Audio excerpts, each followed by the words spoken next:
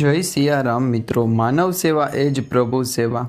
આપણે નિસ્વાર્થપણે બીજાઓની મદદ કરીએ તો આપણી બધી જ કુટેવો દૂર થઈ જાય છે।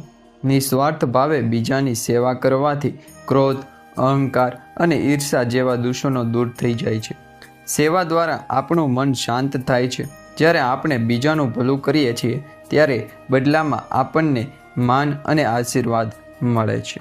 તો મિત્રો, આજે આપણે એ જ અંગે છે એ એક વિચારણા કરી રહ્યા છીએ। જ્યારે આપણે નિસ્વાર્થપણે બીજાઓનું ભલું કરીએ છીએ ત્યારે આપણા બધા દૂષણો એવી રીતે દૂર થઈ જાય છે જેમ વહેતા પાણીમાં કચરો કિનારે આવે છે। જ્યાં સુધી સમસ્યાનો ઉકેલ ન શોધો ત્યાં સુધી ઉકેલ મળતો નથી। તમારી સમસ્યાનો ઉકેલ માટે કોઈની મદદની રાહ ન જુઓ, આગળ વધો અને તમારી પોતાની સમસ્યા હલ કરો। વર્તમાનમાં આપણા કામથી જ ભવિષ્ય નિર્ભર બને છે।